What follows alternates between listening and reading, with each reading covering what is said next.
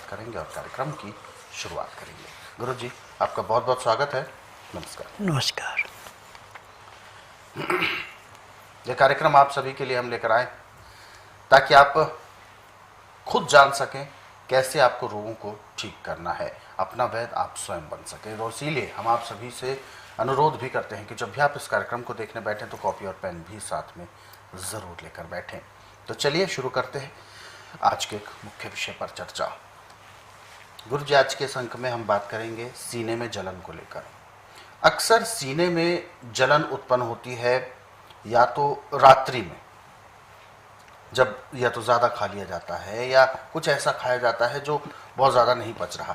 फिलहाल हम ये जानना चाहेंगे कि सीने में जलन होना, क्योंकि क्या अग्नि हमारे शरीर के अंदर होती है या हम कुछ गर्म खाते हैं तब जलन होती है, किस वजह से ये सीने की जलन होती है जो बहुत ज़्यादा दिक्कत देती है, कभी कभी तो सांस लेने में भी समस्या आ जाती है। देखिए, जब हमारा लीवर किस चीज़ को पचाता नहीं जी, तो पैंक्री इंसुलिन नहीं बनाती, फिर वो पेट में जाके सड़ने लगता है तो उससे तेजाब ज़्यादा बढ़ता है। तेजाब बढ़ने लगता है। ये तेजाब इतना ज़्यादा बनता है कि आदमी को सांस लेना भी मुश्किल हो जाता है। बिल्कुल। अब एलोपैथी में तो फार्मूला है कि जहाँ पे तकलीफ हो उसको को सुन कर दो। उसका टाइम है 2 घंटे, 4, 6, 8, इससे फालतू नहीं। परंतु वो परमानेंट हो गया। जब भी हो तो वो दवाई खा लो। स्वस्थ विचार में नियम है कि नाड़ी परीक्षण में जो चीज फालतू अंदर बनी उसको कंट्रोल करना है, रोग नहीं दबाना। उस रोग की जड़ काटनी है, जड़ को ठीक करना है। हाँ। तो जब भी कभी छाती में जलन पैदा हो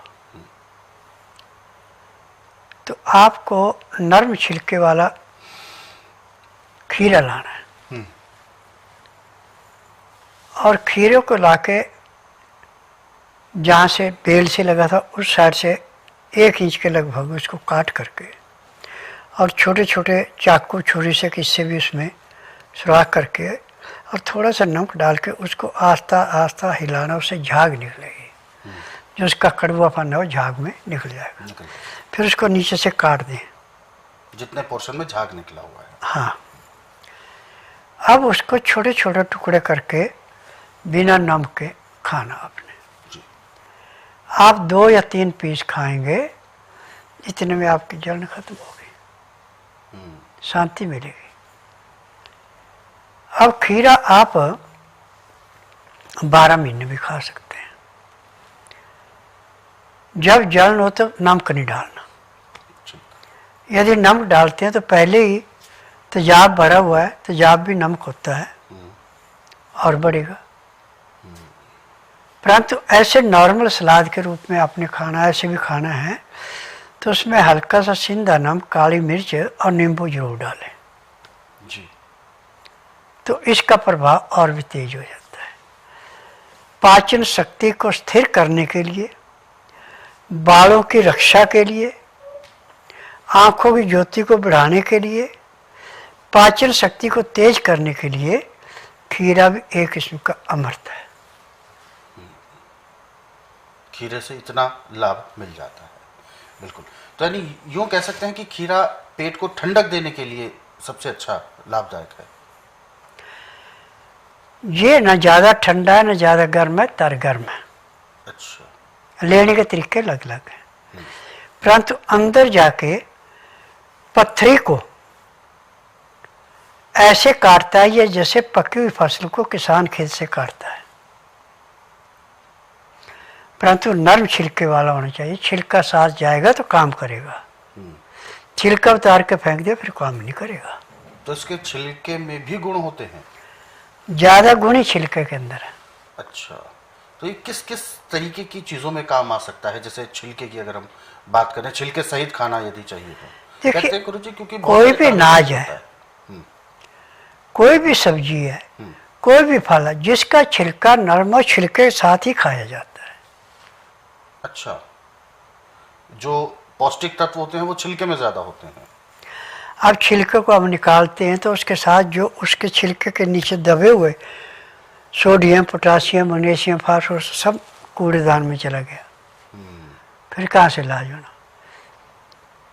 अब आलू छिलके खाते उसका कोई लाभ नहीं है।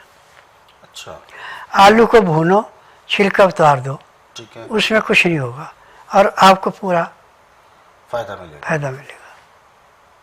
अब आलू की छोटी सी बात लो आप, जी,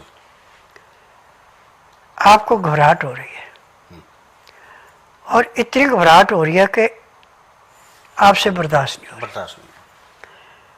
आप ताज़ा आलू लाके धो के उसका जूस निकाल लो, लगभग 20-25 ग्राम। छिलके सहित। हाँ, जी, उसमें 3 दाने काली मिर्च पीस के मिला दो।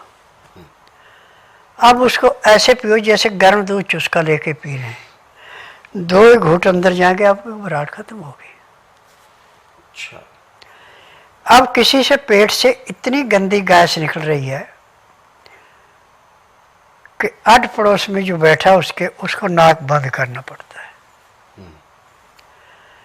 आलू को भून करके छिलका उतार के उसको काट लें, उसमें हल्का सा काला नमक, काली मिर्च और नींबू का रस डाल दें। अब उसको छुपाएं।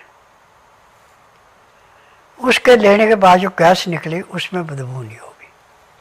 मतलब तुरंत असर भी हो जाता है इसका। यही तो आयुर्वेद के गुण हैं। क्योंकि अक्सर ऐसा सुनने में आता है, लोग कहते हैं कि आयुर्वेद लाभ तो करता है परंतु लाभ करने में समय बहुत ले लेता है। जिस नुस्खे की पूरी दवाइयाँ नहीं हैं, ये जानकारी नहीं है। जानकारी नहीं है, वो लाभ कहाँ करेगी। मेरी दवाइयों में मुंह में डालने के 10 सेकंड में उसका असर आ जाता है, क्योंकि मुझे 10,000 जड़ी बूटियों की पहचान है जिनसे मैं दवाइयाँ बनाता हूँ और ये दवाइयाँ रजिस्टर्ड है, पेटेंट है, इनका साइड इफेक्ट कोई नहीं। और मेरी अपनी फार्मेसी, उसमें दवाइयाँ बनती हैं।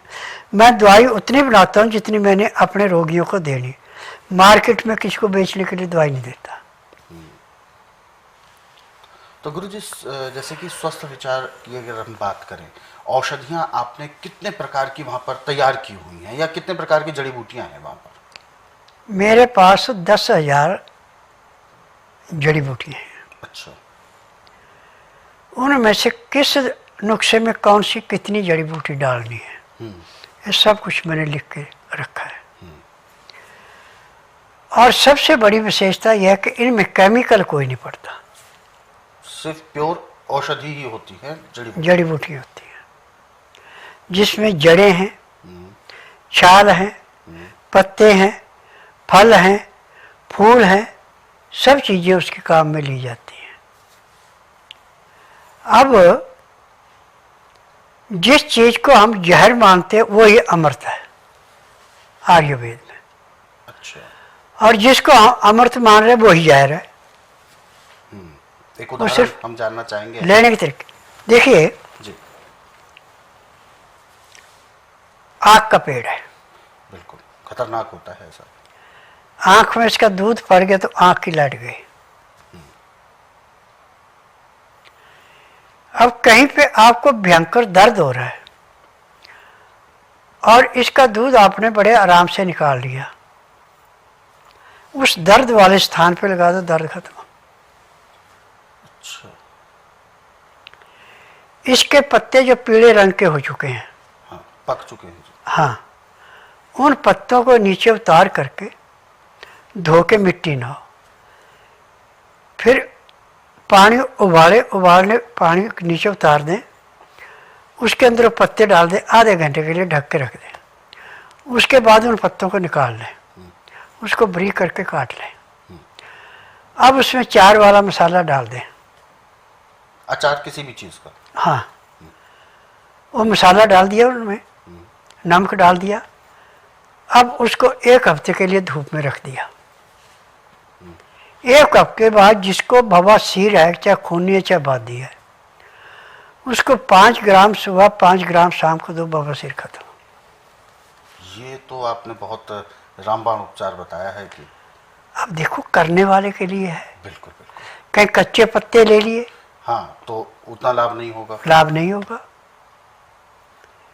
और उसको गर्म पानी में नहीं रखा तो भी लाभ नहीं तो होगा। लाभ नहीं होगा। यानी पूरी प्रक्रिया को उसी अक्षरशः उसी तरीके से करना होगा। हाँ, बिल्कुल। तो दर्शकों, ये जो चीजें बताई गई हैं इस कार्यक्रम में, वास्तव में बहुत ज्यादा एक तरह से आंखें खोल देने वाला ये एक कार्यक्रम है, जिसमें बहुत सारे अचूक नुस्खे और उपचार बताए जाते हैं, चर्चा की जाती है विभिन्न प्रकार के रोगों पर, आपको सही जानकारी दी जाती है ताकि आप अपने जीवन में ज़रूरत पड़ने पर उन नुस्खों को अप्लाई कर सकें, प्रयोग करके अपने रोगों को दूर कर सकें। किसी भी अन्य जगह पर आपको जाने की आवश्यकता ही नहीं है। प्रकृति ने हमें सब कुछ दिया है, लेकिन सही जानकारी तो हमें होगी, तभी हम उसका सदुपयोग कर पाएंगे। तो वो सही जानकारी आपको इस कार्यक्रम में मिलती है, और ये तब मिलेगी जब आप इस कार्यक्रम से लगातार रोजाना जुड़ेंगे। और इसीलिए आपको याद भी दिलाते हैं कि जब भी आप इस कार्यक्रम को देखने बैठे तो कॉपी और पेन भी साथ में लेकर बैठें।